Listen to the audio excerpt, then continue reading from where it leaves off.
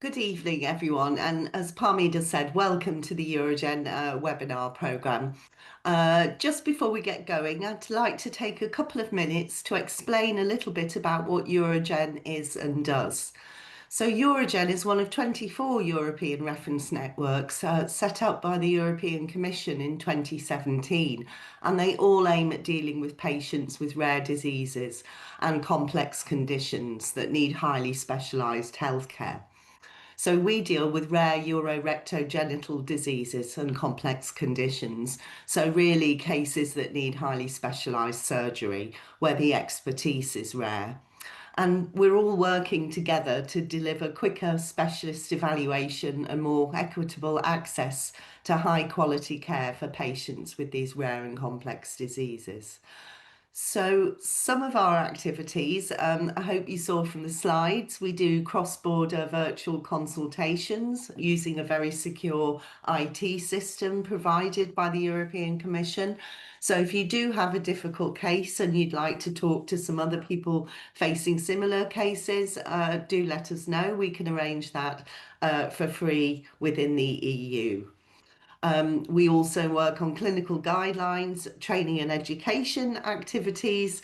And the third topic, which is a very important one, and the topic of today's webinar, is our Eurogen registry. Again, all 24 ERNs have a registry and they're all slightly different in their setup. So this webinar is aimed mainly at the healthcare provider members of our network, but obviously it may be interest to other stakeholders. So you're very warmly welcome to listen to this, and please do join in with the Q&A at the end. So this webinar is eligible for EACME accreditation points if you complete the survey at the end of this webinar. And today's presenters are members of the Eurogen coordination team, Lotte Bormans and Loes van der Zanden, and they both deal with the registry. Lotte is the registry manager and Loes is the registry coordinator. And this presentation will give an update about how the registry is currently, and it will explain its functioning and current status. So please feel free to chip in with questions. And Lotte, you have the floor. Thank you. So indeed, today I will give you an update on the Eurogen registry and its development. Please feel free to type in your questions during in the chat during the meeting, and then Parmida can pass them through to me.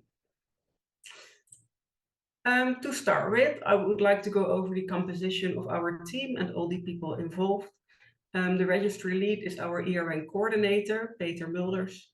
Then for contact points, daily registry matters and handling of the registry, we have the registry coordinator and manager, Loes van der Zanden, and myself. Loes is responsible for the legal and ethical issues concerning the registry. So if you have any questions about that, these questions can be directed to her. I'm responsible for the data collection issues. So if you have any questions about Castor, our database platform, for example, you can contact me. As Wim Witjes recently retired, we will think of a new way to fill the position of project quality coordinator. Darren Shulhan was mainly involved in the setup of the registry as a member of the project steering committee. The project steering committee, consisting of Darren, Peter, and Loes, also evaluates data requests together with the registry advisory board. The registry advisory board consists of 3 workstream representatives, being Magdalena Fossum for workstream 1, John Heesakkers for workstream 2, Peter Paul Willemsen for workstream 3, and Dalia Aminov and John Osborne as patient representatives.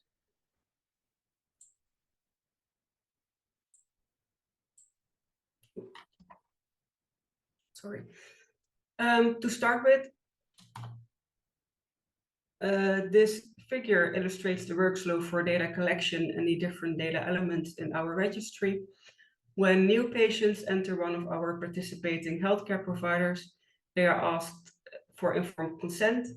When a patient gives informed consent, information about this informed consent form and the common data elements are registered. This is done for all our patients, regardless of the diagnosis of that patient. Information about the informed consent form includes the date of signing the form and the options patients can consent for example, whether they gave consent for their data being shared with commercial parties or outside of the EU. The common data elements were developed by the Joint Research Center and are about the date a patient first visited the healthcare provider, the diagnosis, the date of diagnosis, things like that. And the common data elements are included in all ERN registries, so not just ours. For some of the expertise areas, clinical practice snapshots are available. Clinical practice snapshots are disease-specific follow-up questions about the first year of treatment.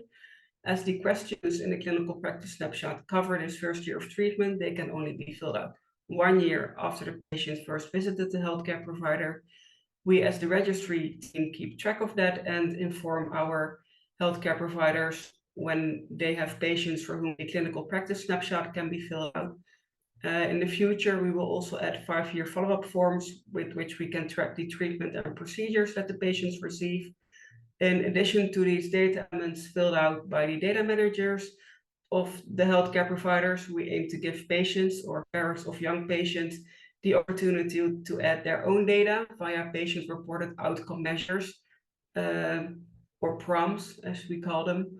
For now, we selected health-related quality of life questionnaires and questionnaires about the satisfaction of patients with the care process.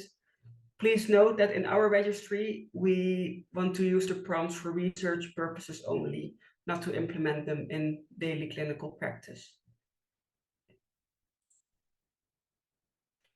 The registry workflow I just showed you is the workflow for prospective patient inclusion, so the inclusion of new patients. However, in our registry, we have 2 types of patient inclusion. The first one is retrospective inclusion.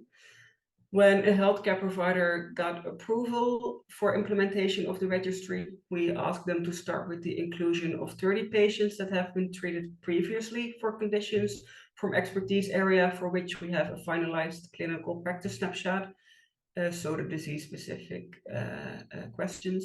For these patients, all available data elements are filled out at once. So these include the informed consent options, the common data elements, and the expertise area specific clinical practice snapshot. By starting with this retrospective inclusion, clinicians and data managers can quickly include a number of patients and get used to the use of the registry. It also gives us the opportunity to quickly collect data and do some analysis to show the current clinical practice in Europe. In the second type, prospective patient inclusion workflow, new patients are asked for informed consent for the Eurogen registry. For these patients, initially only the informed consent options and the common data elements can be filled out. The clinical practice snapshot then follows when the first year of treatment has passed.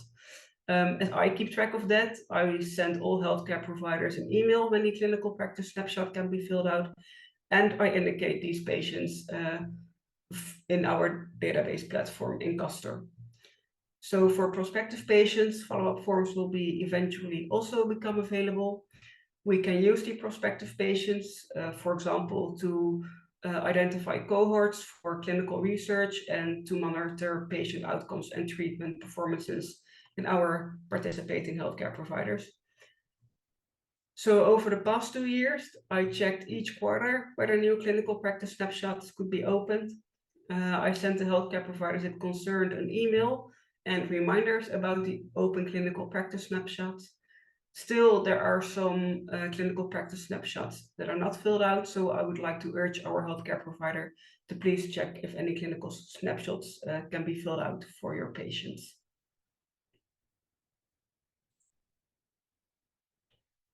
So for patients, it can be a lot of information when they get invited to the Eurogen registry by their clinician. To inform them about the registry and give them a clear overview of what participating in the registry means, how we handle their data securely, we created a patient information video. As it has subtitles in various languages, it can be of use in the clinic as well to easily show patients the concept of the Eurogen registry. I would like to show you this video. So Parmida, if you can start it, please.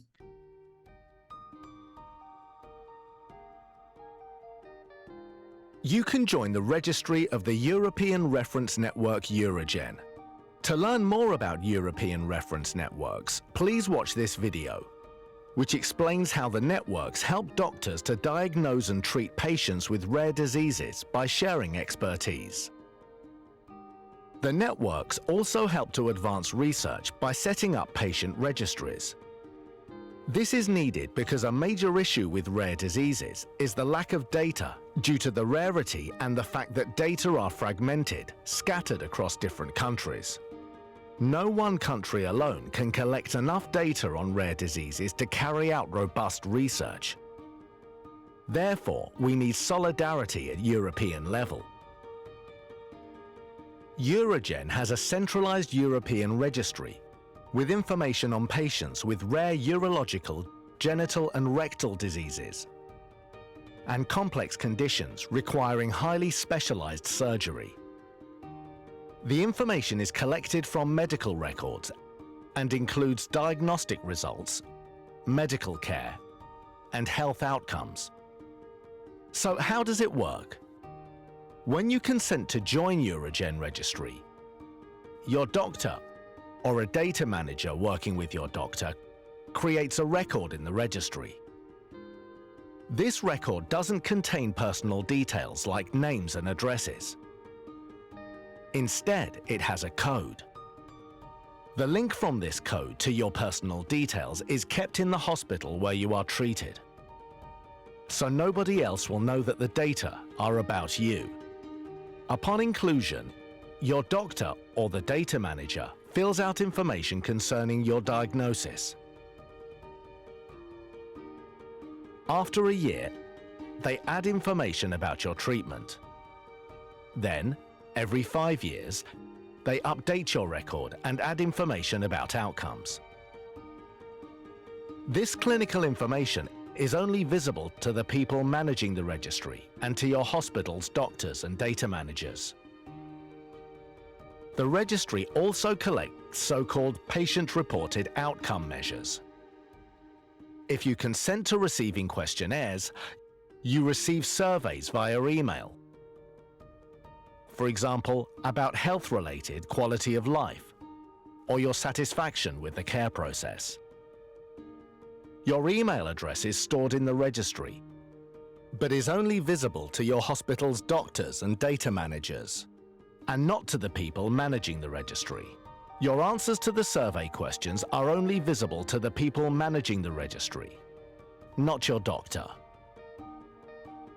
The data in the Eurogen registry help the rare disease community by providing valuable information to scientists to drive their research and improve care. For example, via the development of clinical guidelines and decision tools. The data are available to researchers only after approval by a special committee of experts and patient representatives. In addition, your data will only be shared if your hospital doesn't object. The data are always shared under the code linked to your record, and personal details are never provided. If you are a patient and want to participate in the registry, please contact your treating clinician. So why join the Eurogen registry? It's a chance to tell your story, to participate in a community, and to contribute to research and better care. Help the European reference networks to share, care, and cure.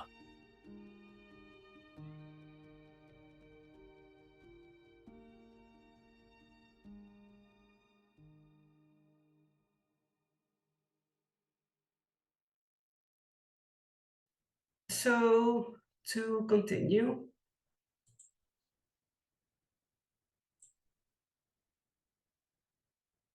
I would like to continue with the data elements that we have in the registry. This is an overview of the status of all data elements collected by the Eurogen registry. As you can see, the informed consent options and common data elements are all in use and can be collected for every patient. In addition, we have 6 clinical practice snapshots that are in use and many others that are in development. Regarding PROM questionnaires, we want to eventually use the Eurorders Age Care Survey to measure patient satisfaction with the care process. And for quality of life, we chose the PET-SQL for children and the RON36 for adults. We performed a pilot on the PROM questionnaires by sending out the PET-SQL questionnaire to 40 parents of young patients from the Netherlands. We got a response rate of 50%, so that's okay. We are currently working on the implementation of the PET-SQL in other languages, including writing all the introduction emails and instruction texts.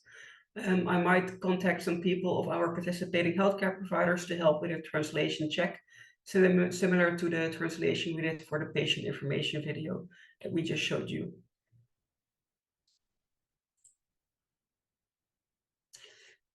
Asking patients for informed consent and entering their data into the registry is a considerable effort for the participating healthcare providers. We ask our healthcare providers to keep track of the time they are spending on the registry, and it appears that the time investment is approximately 1 hour per patient. As Eurogen member healthcare providers are expected to contribute to the registry, we reimburse their data entries with a maximum of 40 euros per patient. They receive 25 euros for patients from who they collected the informed consent form and for who they entered the common data elements into the registry.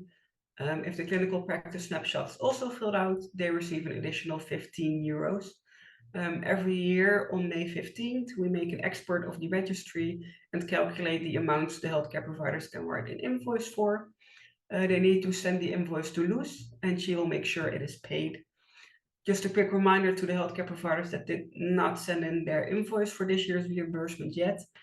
If you still want to receive the money for data entry, please mail your invoice to Loes before September 30th. In the current grant, we had 44,000 euros available for reimbursement. So far, approximately 24,000 of that budget has been spent, leaving 20,000 euros available for future patient data entry reimbursement. We will inform you if the end of the budget is nearing, and of course, in the meantime, we will look for additional funds to keep reimbursing patient data entry. Then the current status. The Eurogen registry is up and running since December 2021. This means that since then, healthcare providers with ethical and legal approval were able to enter patient data into the registry. The Eurogen registry can be used by healthcare providers that are part of Eurogen, but can also be used by other healthcare providers. An example is anorectal malformations. For anorectal malformations, clinicians long recognized the value of registries, and therefore they had their own registry called ARMNet. However, as this registry was developed a long time ago, it was now a bit outdated, and therefore ARMNet decided to join the Eurogen registry recently. Since December 2021, in total 66 healthcare providers have been asked to arrange ethical and legal approval for the implementation of the registry. This includes Eurogen members as well as the ARMNet centers. And until now, 38 healthcare providers have full approval for the registry. 5 healthcare providers have either ethical or legal approval, and 22 healthcare providers have none of the approvals yet. And in the meantime, 2 healthcare providers left the ERN. Please note that if you have any questions or issues regarding the ethical and legal approval, you can approach Loes van der Zande. She can help you out. So please make sure that you hand in all the documents to your legal and ethical departments. And if you get any questions from them, you can just forward the questions to Loes, and she will translate and answer them. The 38 healthcare providers with ethical and legal approval are currently inviting patients to participate in the Eurogen registry, and they are entering the data of these patients. Until now, 1,500 patients with informed consent have been entered into the registry, and this number is growing with approximately 50 patients per month.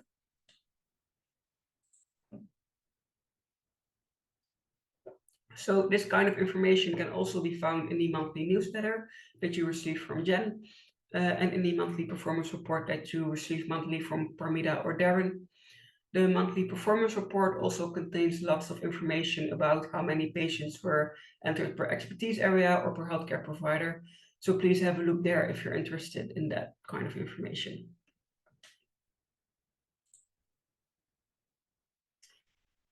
Because 50 patients being entered into the registry per month is not much with 38 contributing healthcare providers, we compared the number of patients entered into the registry with the numbers of new patients visiting our healthcare providers. Via the yearly monitoring exercise of Darren, Eurogen members delivered a number of new patients that they saw in 2024 per ORFRA code.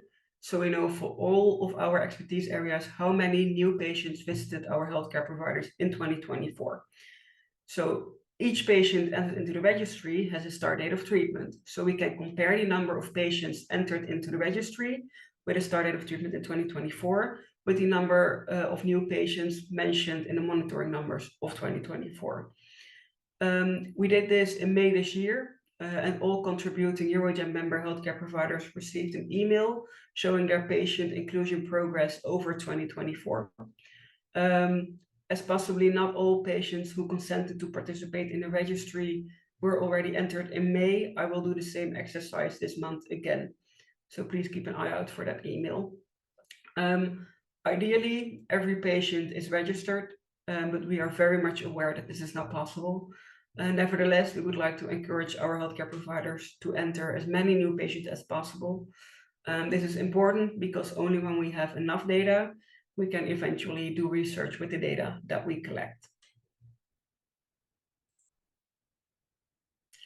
About the data, so with the data that we collect, various types of analysis can be performed. The first type is some general analysis that is done by me. I do this analysis to clean the data and to make sure any inconsistencies are addressed. Also, we use this analysis to create the yearly reports that contain data from the clinical practice snapshots. And I will show you some results in the next slides. Furthermore, researchers can apply to use the data for research. We have a data application form that researchers can fill out. And our data access committee will review this application and approve it, ask for adjustments or reject it. When an application has been approved, all healthcare providers that enter data that could be included in this research will be approached. The healthcare providers have 2 weeks to object to sharing their data for that particular research. If they do not object within 2 weeks, the data will be shared for the research. The requested data will be provided via data transfer agreements, and it will be delivered as anonymous as possible. The researcher will do their own research and publish the results, and each contributing healthcare provider will receive 1 co-author on the paper and receive the final report. Another option to use the data is for the development or evaluation of clinical practice guidelines. The information from the Eurogen registry can provide important insights about current clinical practice, which can help this process. The process for applying for the data is the same as when researchers apply, except that I will or can help out with the analysis. So as an example for data used for research, we have the research Parmida Anvari is using for her PhD, focusing on classic bladder exstrophy. During her PhD, she will use the Eurogen data, the registry data, to create an overview of the surgical care during primary closure. Furthermore, she will look into the preoperative care, wound coverage, immobilization types, wound drainage, and many other variables. This can give insights in clinical practice regarding classic bladder exstrophy care. An example using our registry data for the development of clinical practice guidelines are the guidelines for posterior urethral valves, where they use the yearly reports to develop the guidelines. If you want to know more about this, please watch a webinar presented by Magdalena Fossum on the 6th of December in 2023. If you are interested in doing research with our data as well, please contact Luz or me and we can discuss the options. This also holds if you would be interested in the data from the prompt questionnaires.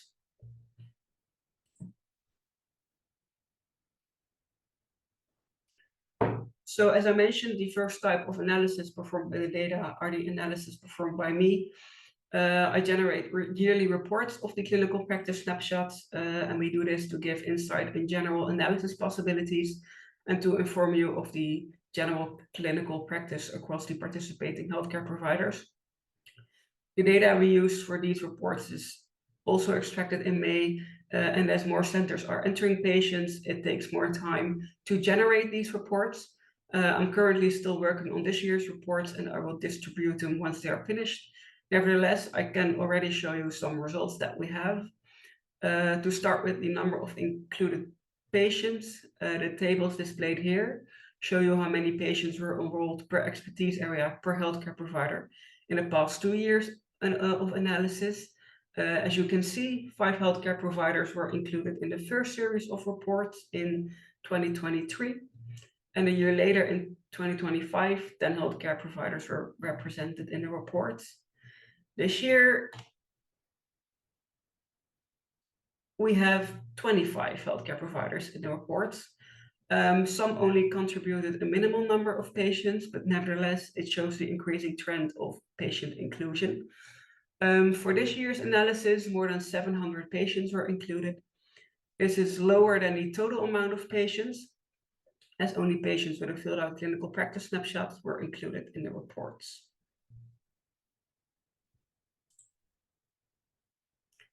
So over the years, we have been trying to improve the reports, comparing to the first version of 2023 to this year's version. We made some tweaks. Initially, we used the patient number, so counts on the y-axis, where we now use percentages of patients to account for the difference in the number of patients that are entered by the different healthcare providers. To still give an idea of the number of patients included for each variable, we now show the number of patients per center with these site abbreviations.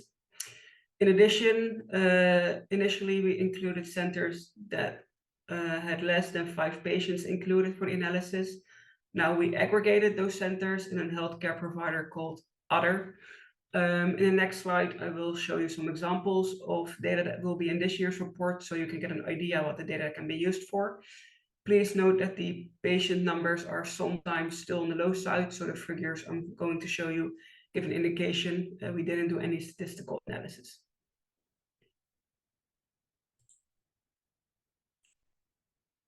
So I'll just start with the workstream 1, workstream 2, and then to workstream 3. We'll start off with an example of classic bladder exstrophy.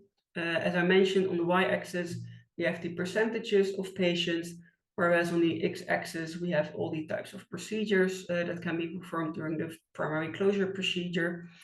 The bars represent the percentage of patients from the different healthcare providers that are listed on the right side. Here you can also see the other healthcare provider, so you know what that's for.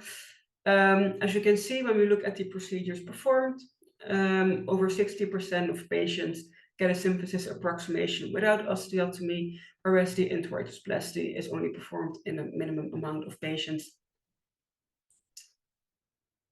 This figure shows again the percentage of patients on the y-axis with different centers, this time on the x-axis.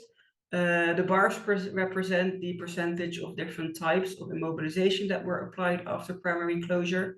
So for example, for DE19 and DE36, it's only Mermaid, whereas SE01 has a mix of both Mermaid and Bryan's tractions. Furthermore, we include information in the classic bladder exstrophy report about diagnostics, drainage, reoperations, involve specialists, additional diagnostics, and many more. For posterior urethral valves, we look, for example, at the age at valve resection, as you can see here, with the age in months on the x-axis. As you can see here, many patients are operated on in their first month of life, with other peaks at when they're between 1 and 2 years old or older than 5 years. We also ask, for example, if a mid-direction cystourethrogram has been performed, which you can see on the left. For each center, it's indicated how many % of patients had MCG. If yes, it's depicted in blue. And furthermore, on the right, we then looked how many of these blue patients had vesicourethral reflux diagnosed. And if it was diagnosed, was it diagnosed on one side or on both sides? You can see it differs per center, what is found. in terms of reflux. Additionally, for posterior retroval valves, we report about surgical interventions, renographies, MCGs, and creatinine values, amongst others. Then we have anorectal malformations. This figure shows the age at when reconstructive surgery took place. Again, the age in months is depicted on the x-axis, and you can see that most patients are operated on in their first year of life. And another example is the performed ultrasounds of the spine and sacrum during the first year of treatment. This figure shows on the left per healthcare provider how many ultrasounds were performed during the first year of treatment. It differs a lot per center, but for the blue ones, again, which have had an ultrasound, we show on the right side if any abnormalities were performed. It differs, of course, it's almost, it's not too many. Furthermore, in the report, we look how much information about diagnostics and imaging is, we have information about diagnosis and imaging, and we also look at the reconstructive surgery and some functional outcomes. Then we move on to the workstream 2, which is AMS 800. That's the device that can be implemented in case of stress incontinence. We can, for example, look at the age when the surgery takes place. What you can see here is that there's a peak of operations when people are 65 till 80 years old, which is to be expected. Also, we can look at the complications that occur, as you can see on the left side. So complications within 6 weeks of surgery. Most patients experience some complications. And for the ones that do experience complications in blue, we show on the left what this type of complication then is. And as you can see, it differs per center. For example, in BE10, it's mostly redness and swelling at prosthesis site, whereas in NL09, it's local pain at the prosthesis site. Then for testicular cancer, in the figure, we see RPLND is one of the main surgeries that can be done when you have testicular cancer. Here, we see, for example, that not every patient performs RPLND on their stage 2 and 3 patients. For CZ07, it's none of the patients actually, where for NL03, it's all of their patients who receive RPLND. When we further look into RPLND,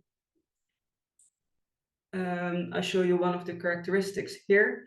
Of course, we left CZ07 out because they didn't do any RPLNDs on their patients.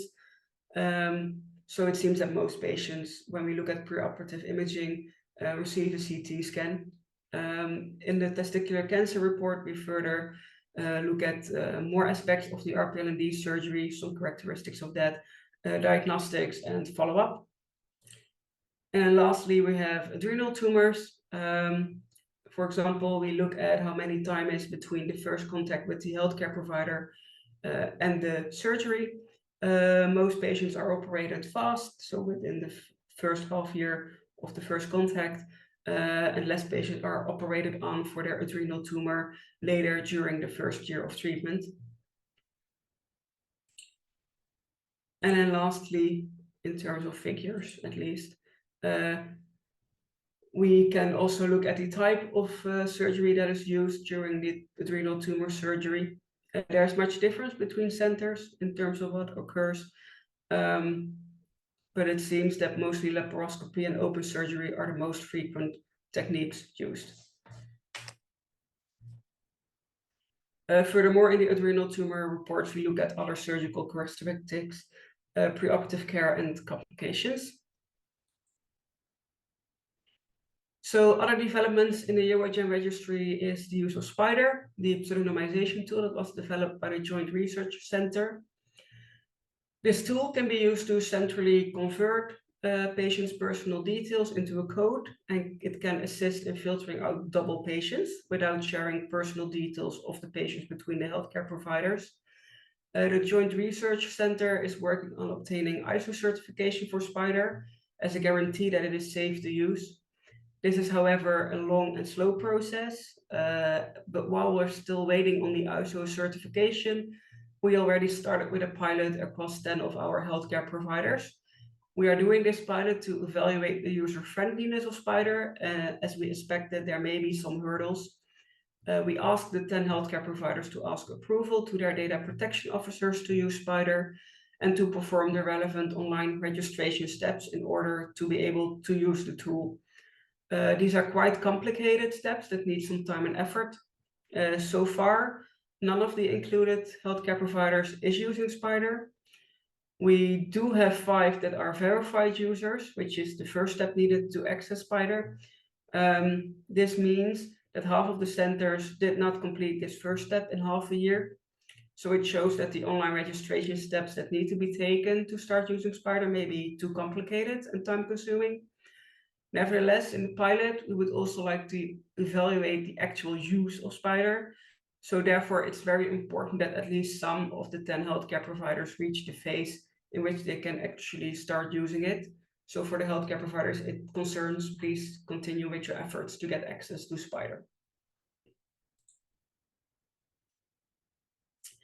With more data being entered into the registry, it's important to set up a sustainable method to monitor the data and the quality of the data.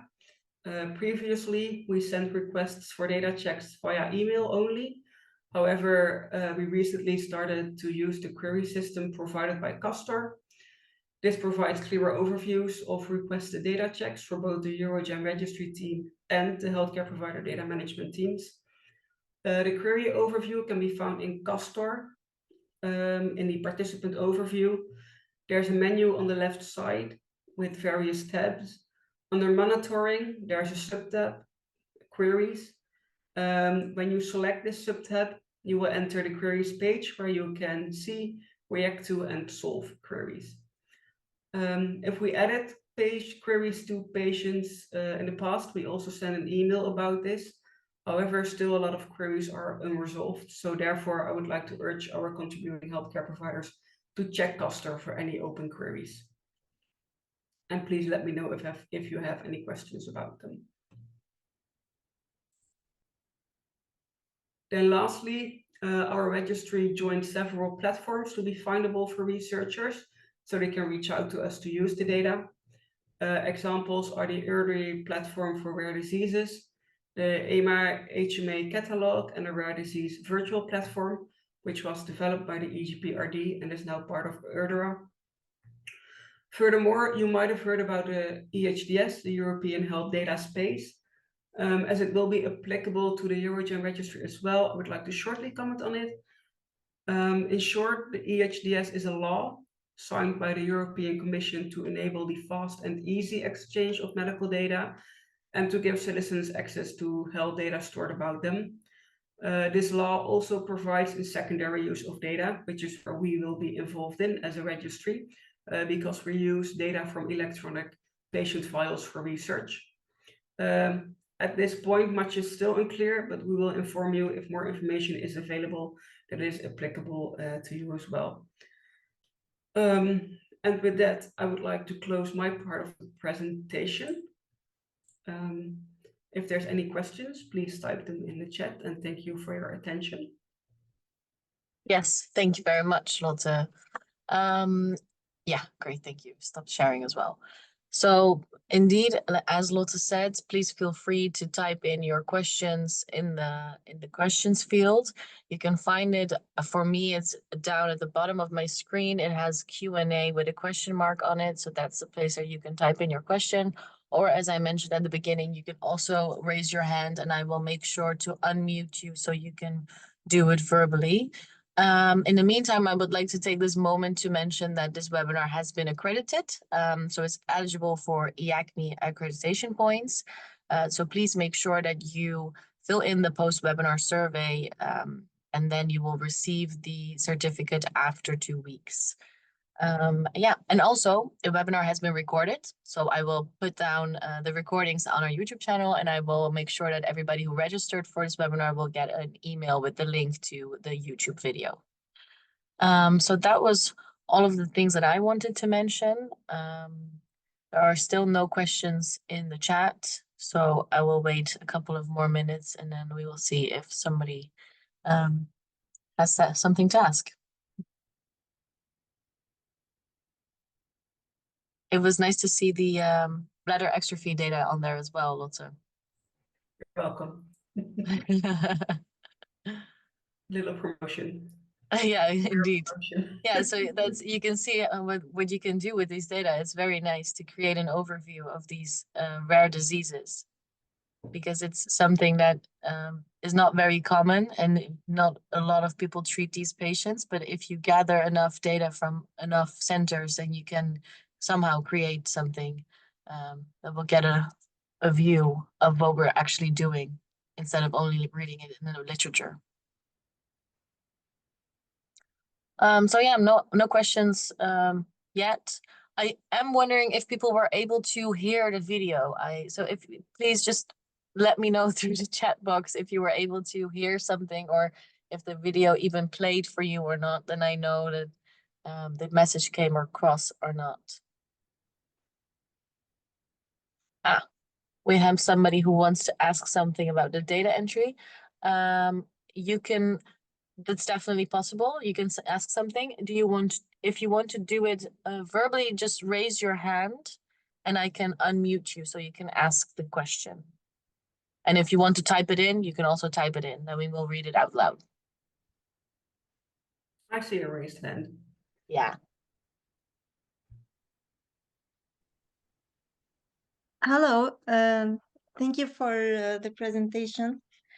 I have a question. So I'm a clinical research associate from France, and we are a new center. Currently, we are collecting the consentment forms, and some patients are giving partial consentment. And when we go to register it in Bambara, we don't have that option. It's just a full consent. So how will that affect later data entry if we continue to do it via Bambara? I think this is specific for the Bambara registry. That I don't have any information about, as I only know about the Eurogen registry. So I'm not sure if this is applicable to us actually.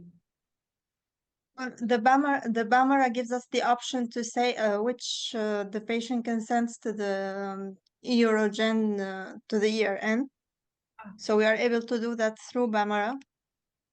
And they're working on the probability between the two databases, but I'm concerned about the partial consent, because right now all the patients I've entered, it says the patient consents to give their data to Eurogen, but some patients have only given partial consent. Yeah, well, actually for France, we do not have there's no center in France who has the full approval yet. So we are actually working on that. And then I think they want to do it via Bambara, but I don't know how that will work practically. So this question is actually quite hard to answer because we do not have any practical experience with this yet. Because normally you just enter the data in the Eurogen registry if a patient consented to participate in the Eurogen registry. And well, if this is, it's going to work differently, but I don't know how yet. So sorry. Okay, thank you.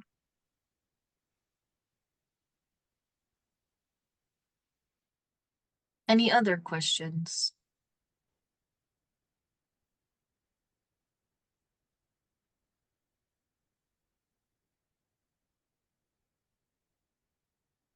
I think that was maybe it for now. So I would like to thank you both for being here, and thank you, Lotte, for the very nice presentation. It was very clear. So thank you so much, and thank you to the attendees for joining our webinar this evening. We have another one tomorrow. It's one of the colorectal webinar series, so make sure you log in for that as well.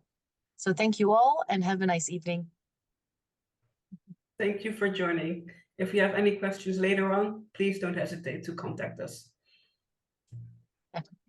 Bye-bye. Bye.